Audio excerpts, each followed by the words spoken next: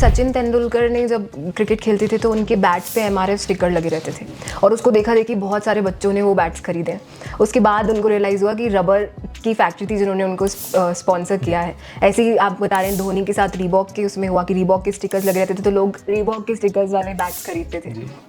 और I guess Michael Jordan shoes आज तक भी चल रहे हैं उनके 20 इयर्स के रिटायरमेंट के बावजूद भी। तो आपको नहीं लगता कि it's not about only FOMO, मतलब कहीं ना कहीं आपने जैसे मुझे इससे पहले बताया था सटल मार्केटिंग भी एक चीज़ होती है कि आपके जो सेलिब्रिटीज़ कर रहे हैं, भले वो कोई चिप्स भी खा रहे हैं उसकी ब्रांड को देख के भी हम वो चिप्स खरीदने लग जाते हैं।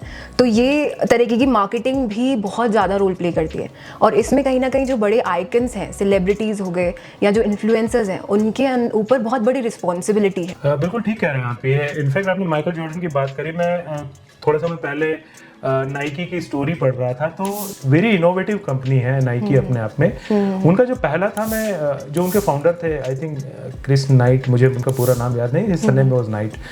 तो उन्होंने जो पहले शूज बनाए, पहले स्नीकर्स होते थे, मैं थोड़ा सा समय लूंगा आपके यहाँ पे क्योंकि बहुत इंटरेस्टिंग चीज थी वो। तो स्नीकर्स फ्लैट होते थे, जब रनर्स दौड़ते थे तो वो उनके पैर छिला जाते थे, but probably that those were the best shoes available at that point in time.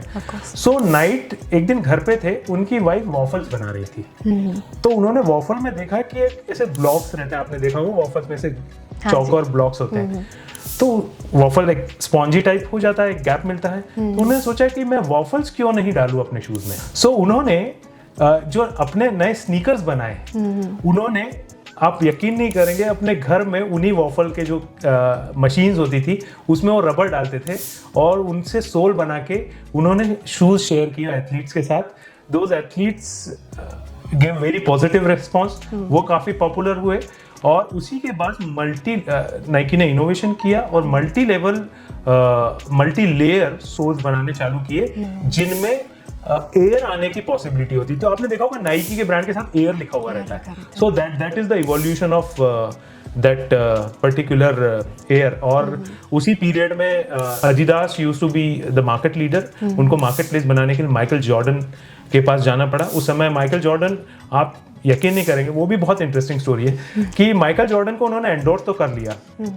उस समय माइकल जॉर्डन ने एक भी NBA का मैच नहीं खेला था जब इन्होंने एंडोर्स किया था, but he was a very promising guy, जैसे हमारा सचिन तेंदुलकर रहे।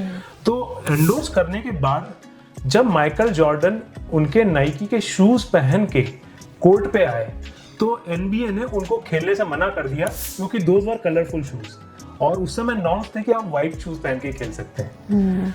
तो एक आप सोचिए, इतनी बड़ी कंपनी जिसने $मिलियन एक प्लेयर पे इन्वेस्ट किए टू एस्टैब्लिश इटसेल्फ और वही कोलैप्स हो जाए।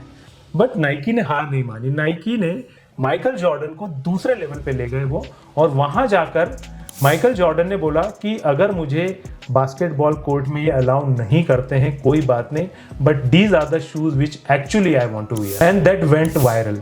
तो इसके कारण इनफैक्ट माइकल जॉर्डन के कोई एक शूज थे, वो शायद दुनिया के सबसे महंगे शूज वो नाइकी के ही थे, जो air Jordan shoes. Correct air Jordan shoes आप बता रहे हैं, बिल्कुल वो सबसे महंगे शूज बिके। तो सेलिब्रिटीज नेचुरली बहुत इंपॉर्टेंट रोल प्ले करती हैं, पर और आपने एक इन्फ्लुएंसर वर्ड यूज किया, वो भी सेलिब्रिटीज डायरेक्टली इनडायरेक्टली दोनों तरीके से इन्फ्लुएंस करती हैं एंड यूजर्स को। और सेलिब्रिटी का एडवांटेज ये है कि उनकी पर्सोना लोग फॉलो करते हैं और वो फॉलो करके वो जो यूज करते हैं वो भी यूज करते हैं। दैट्स व्हाई आप देखेंगे ज्यादातर एडवर्टीजमेंट में हम जैसे लोग नहीं आते, सेलिब्रिटीज ही आते हैं, बिकॉज लोग सोचते हैं अगर सलमान खान या शाहरुख खान इसे यूज कर रहे हैं, ऋतिक रोशन या अक्षय कुमार इसे यूज कर रहे हैं, तेंदुलकर या धोनी या विराट कोहली यूज कर रहे हैं, तो मुझे भी करना चाहिए, बिकॉज भले वो यूज नहीं करते बट वो कहीं ना कहीं एक मैसेज जाता है। तो सेलिब्रिटी इन्फ्लुएंस करती है। एक मुझे याद आता है कि बट सेलिब्रिटी एंडोर्समेंट कितना एक तरीके बिल्कुल पॉजिटिव तो होता ही है, लोग खरीदते हैं आपका product, but at times it becomes disastrous also for the brands. आपने एक कंपनी स्नैपडील का नाम सुना होगा। देयर वाज अ टाइम जब इंडिया में Flipkart was number 1, Snapdeal was number 2 and Amazon was number 3। Correct. उस पीरियड में स्नैपडील ने आमिर खान को अपना ब्रांड एम्बेसडर बनाया था और it was a very close fight between Flipkart and Snapdeal.